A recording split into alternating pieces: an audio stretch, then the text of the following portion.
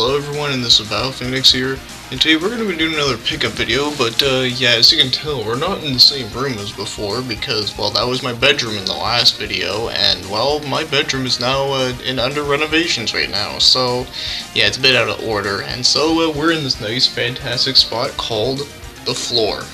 Yeah, I can't really, like, sit down and do stuff, because, like, this room is, like, entirely a mess right now, so, yeah, so there's not a whole lot of wiggle room that I can do, because, yeah, we're still doing a lot of work here, a lot of, like, moving stuff, and not only that, but like I said, like, we're doing a lot of renovations here, so, yeah, anyways, I just wanted to get that out of the way first. And, another thing I will mention before we start the actual pickup video is that I started to add a couple more people into the list of channels that are pretty much, like, sort of, like, little shoutouts within the description for the gaming community thing or whatever.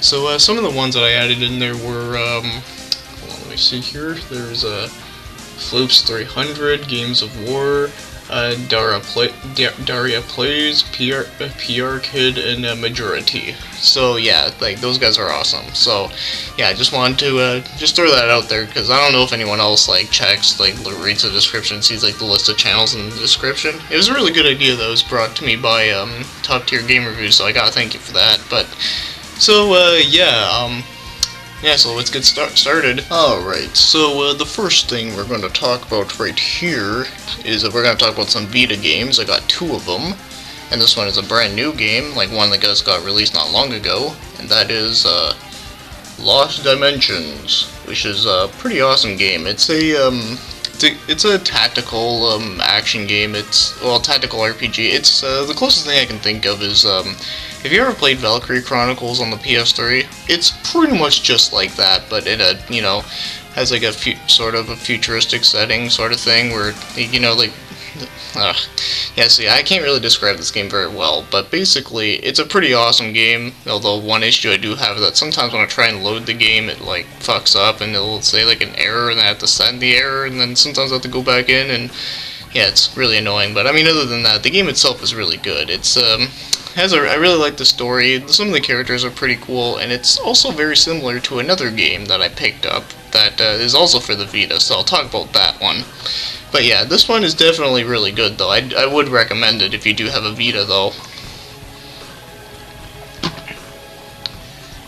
So the other Vita game, the one that is very similar to that one, is Dank and Remote Trigger Happy Havoc. Now, I used to think this game was called Trigger Happy Havoc, but no, it's not. It's just the way the cover is represented is just a bit weird. But anyways, yeah, so the reason why Lost Dimensions is similar to this is because it has the whole thing about whole, like, betraying people and stuff, and then the whole fact that, like you having a big group of people, and each one of you guys are getting killed off one by one. So, yeah, it's just like this in that aspect. Anyone that has played the game will know what I'm talking about, but, yeah, as for this game itself, though, I really do like it a lot so far that I've played of it. It has interested me for quite some time, like even before I had a Vita, it did seem interesting to me, so with that being said, it definitely took some time to finally get it, which is, you know, it's really good though. It's a visual novel, it has, I really like the art style to it. I think the art is, like, really cool. Like, I like the graphics, and the music is pretty cool too, but, yeah, definitely a very crazy game, I tell ya. Then we got some regular PSP stuff, which is quite a surprise, because I barely get any regular PSP stuff, because, like, I never find anything good, but I did find stuff at a yard sale, which was pretty cool. So, this one is, Crisis Core Final Fantasy, well, yeah, Crisis Core Final Fantasy 7, which is a pretty cool game. I haven't played this one, but I've watched a friend of mine play it like a couple of years ago, and that's kind of how I knew about it. And yeah, it did seem like a really cool game from what I've seen. It's basically, you know, a prequel to Final Fantasy VII, but where you take control of Zack, who has well, that's not much of a spoiler here, but if you played through Final Fantasy VII, you know that Cloud talks about his friend Zack died. Well, this is pretty much like his story, which is pretty cool. And you still see, like, all, like, the other character, well, not all of the other characters, but you see some of them, though, which is pretty cool. But, yeah, definitely a pretty interesting game. I can't wait to try this one out eventually, but, yeah, I'll get around to it, because, like I said, shit has been very busy lately. Then the other PSP game, which is also a Final Fantasy game, funny enough, and it is Final Fantasy II, which is believe it or not, I've actually never played Final Fantasy II like at all. Like none of the versions. I've never played like I never played a translation version of 2, or I've never played the like any other version of 2 until this one. And I played this. I played it for a little bit, and from what I'm understanding, a lot of people like to hate on this one, and some people say it's not that great. As for me, I think it's decent. I mean, it's not like the best Final Fantasy game by any means, but I do think it is a pretty interesting game. I mean, one thing that you gotta keep in mind here is that it was like one of the first Final Fantasy games that actually have like actual set characters, where like the first Final Fantasy it was like, it had kind of a sort of Western stylish, because you had to name your characters and you had to choose like the party and whatnot. So I don't know, like I think this one is pretty good. Though then again, this is the PSP version. I don't know how the Famicom version plays like, but I have heard that it's not as like fleshed out though. But that's okay though. But either way though, pretty cool to play this game finally. Yeah, believe it or not, I actually found those two for like $5 each at a yard sale. So hey, that's pretty awesome. And then this one right here, this is the last like handheld game, and believe it or not, this is something that like blew my mind, and it is the collector's edition for Shin Megami Tensei 4 on the 3DS, and it has everything in there, but I'm not going to take it all out though. And would you guys believe me if I told you this, that I actually found this at a fucking Walmart, and it actually was only like $35 or something like that? I can't remember exactly, it was either 30 or 35, but either way, that's still fucking good, considering that Walmart always overcharges their shit. So, yeah, so with that being said, yeah, this game fucking kicks ass. I mean, I've played it before, a friend of mine let me borrow it one time, and, well, I fucking loved it, even though it was, like, hard as hell the first time, but then when I replayed it on here again, now that I finally own it, yeah, it's definitely a bit easier now that I'm getting the hang of it and stuff, but yeah, definitely, like, as you know, I love, like, the SMT games, so this is definitely right up my alley. So, yeah, I really do like the setting with this game, where at first it starts out as a, like a medieval setting, and then like later on it goes into like this like Tokyo apocalypse thing, where it's almost like Fallout, if you took the Fallout game, that kind of setting, with like in Japan. Yeah, it turns from like medieval to that. Like, it's fucking weird, but it's fucking awesome. But yeah, definitely one of like the best RPGs on the 3DS, if I say so myself, and that's saying something because there's quite a lot of good ones on there. Alright, so the next game we got here is a GameCube game, and this one is one I've wanted to get for quite a while, but I just never found it for some reason, and that is Godzilla Destroy All Monsters Melee. Yeah. Unfortunately, it doesn't have the manual, but that's okay, not the end of the world. Now, this game is fucking awesome. I mean, I remember I rented this game one time, or a friend of mine rented it actually, and we played the shit out of it, and it was fucking fun.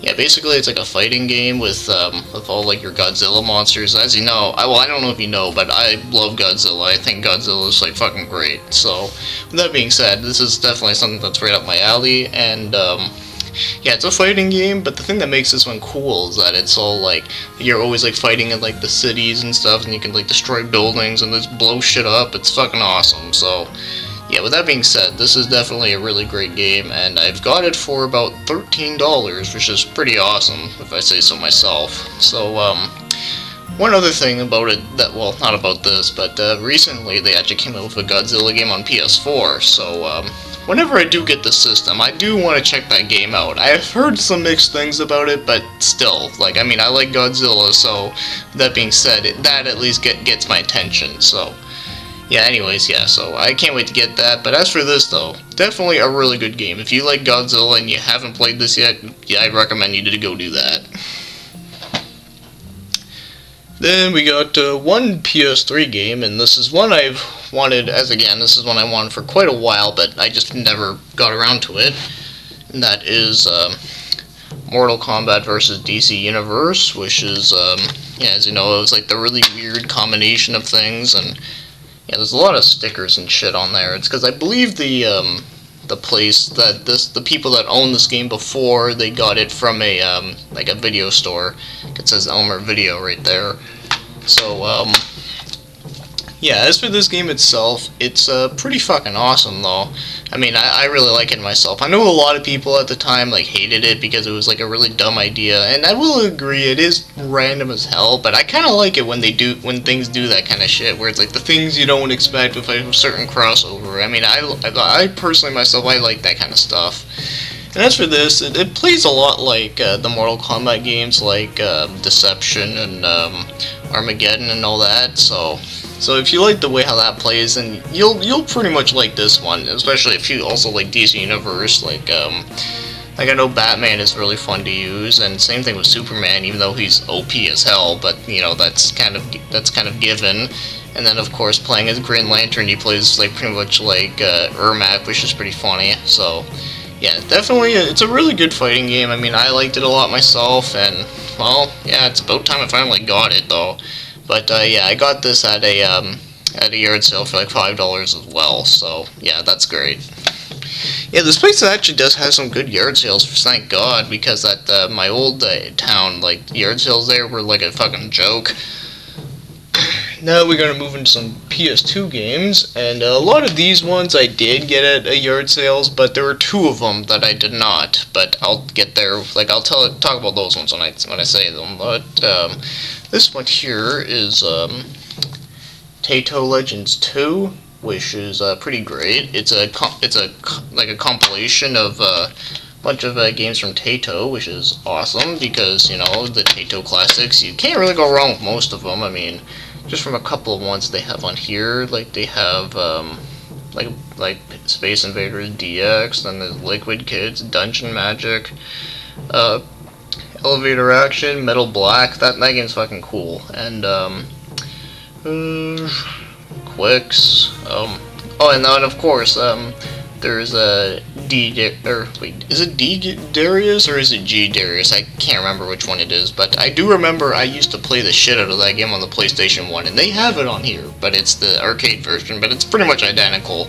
Or at least it's pretty close identical, but anyways, well, yeah, I fucking love the shit out of that game. Definitely one of my favorite shoot-'em-ups of all time, at least that's my opinion, but definitely one of them, though.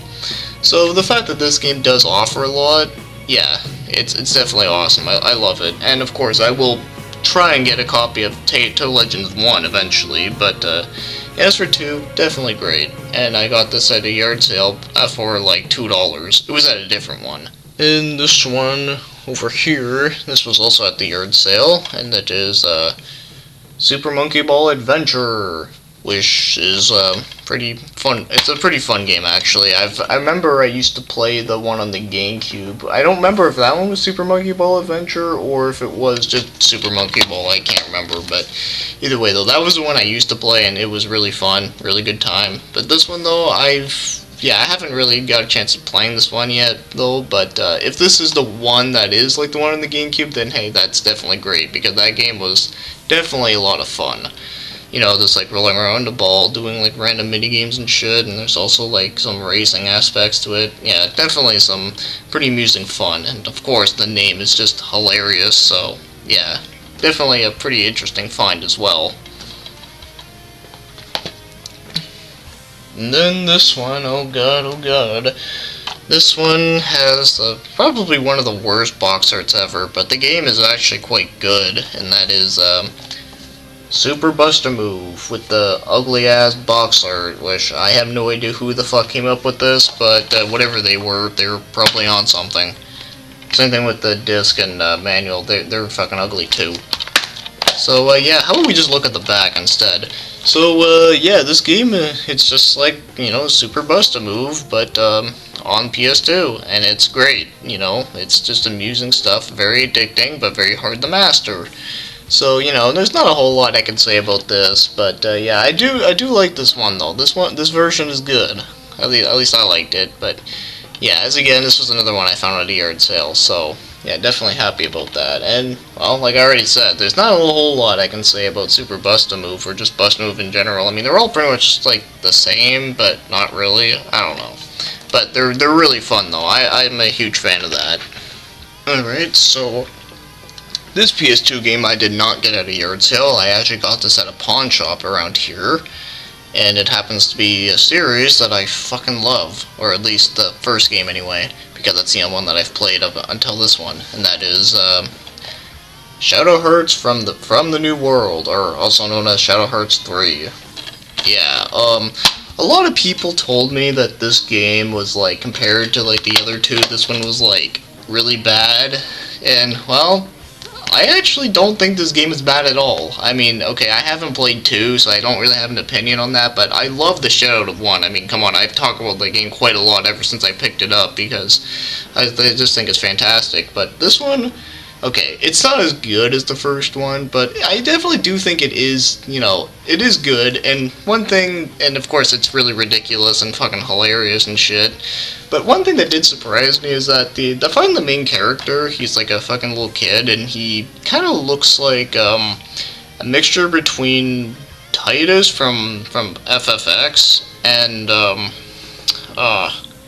God, I can't think of the other person's name, and I had someone in my mind, but I can't think of it. Fuck. Well, anyways, pretty much he kind of reminds me of him, but, you know, the thing that surprises me is that you'd think because he'd be, like, an annoying little shit, but he's actually not that annoying at all. He's actually, like, for a little kid character in an RPG, he's actually, like, quite tolerable. It's surprising. And he's actually kind of funny, too, so, yeah. So, that really blew my mind there, because I was thinking, like, oh god, this guy's gonna be an annoying little shithead, isn't he? But no, he actually isn't. If anyone's annoying, it'd be the fucking ninja guy with the weird-ass German accent, but even him, he's fucking hilarious, too. But, yeah, anyways, so this is definitely something I wanted to get for one step closer, because I do want to do a video on, like, all 3 of the games when I can, so, yeah. Definitely, like, I think this game is better than what I've heard, but of course, like I said before, it's fucking weird and wacky and shit.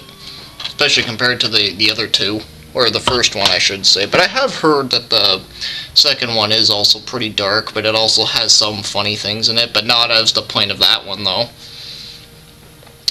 Alright, this is a PS2 game that I did get at a yard sale. This is the last one, and it is, Flat Out, which is a game I remember a friend of mine rented years ago, and it was fucking awesome.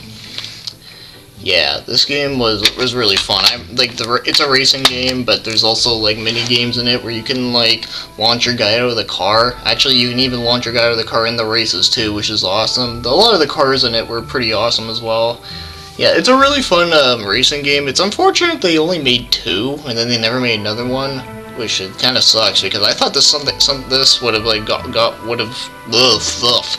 like for a sec I thought something like this would have gone like way longer than it did, but I don't know. It's a shame, but either way, maybe we might get like a remake eventually. But either way, though, definitely a really fun racing game. I really like it. I mean, it's not often that I do, like, I like some racing games, but of course I do like the more, like, you know, like the really stupid ones, or what I mean by the stupid ones is in, like, the ones that are trying not to be realistic, and this one is definitely not trying to be realistic, so, yeah, definitely a really good game on PlayStation 2. I can't remember if it was only on PS2, it might have been on the original Xbox, I can't remember, but either way, though, definitely a really fun racing game. Alright, last PS2 game, but that's again, it wasn't from a yard sale. I actually got this at the pawn shop as well, and this one is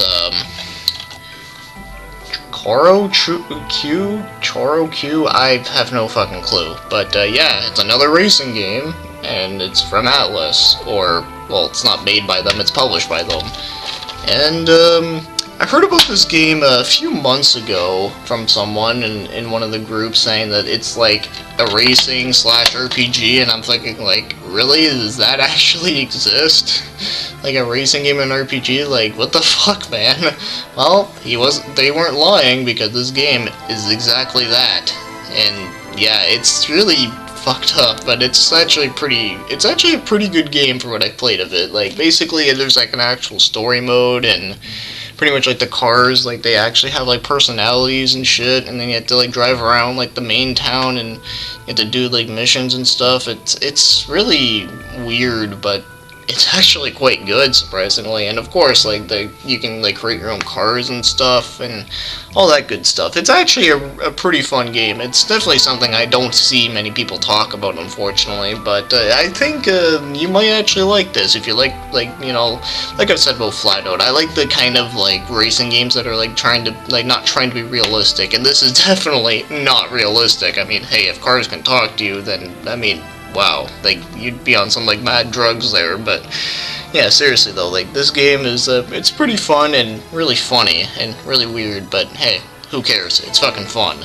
Alright, so we got 3 more games left, and they're all like older stuff. So this one right here is a Super Nintendo game, and this was one I was looking for, but I kind of forgot the name of it because it has a weird name, and that is Inido, Way of the Ninja. I think it's Inido, I don't fucking know, but that's what I'm calling it because, I don't know, it sounds like Magneto, whatever.